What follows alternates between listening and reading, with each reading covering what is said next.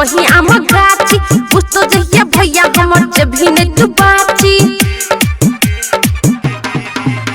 हाँ हमरा पीछा किया अब छोही आम गाची बुझ तो जहिया भैया हमर जभी ने तू बाची किया चुम्मा मंगची किया और हनी खींचची तंग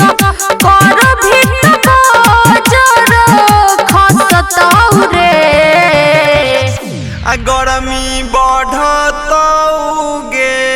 हवा लगतौगे जब चैत में पुरवा पछिया बहतौगे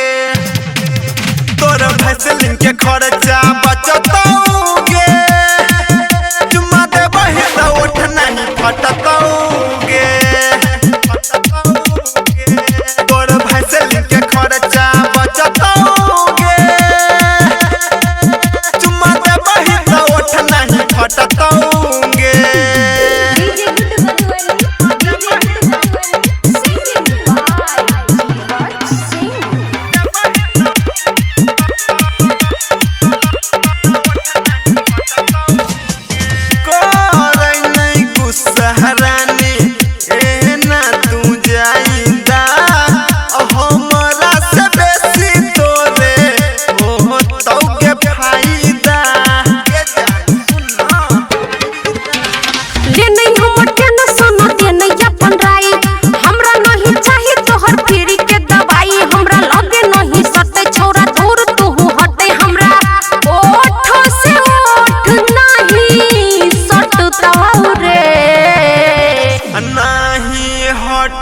हटबौगे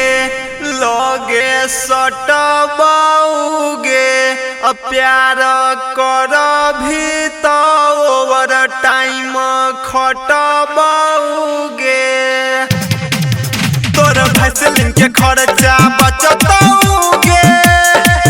चुम्मा देबही त ओठ नहीं फटतौगे तोर भैसलिन के खर्चा बचतौगे चुम्मा देबही त ओठ नहीं फटतौगे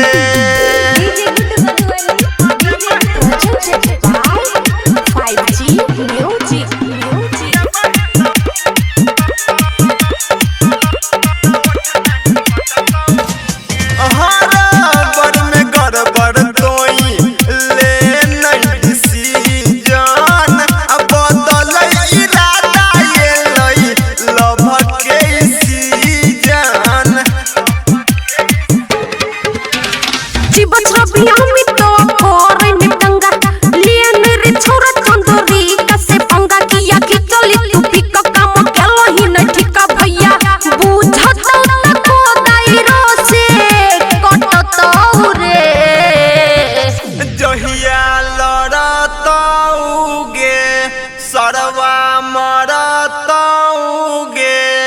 हमें डरै नहीं छियै कि उ करतौगे तोर भैसलिन के खर्चा बचत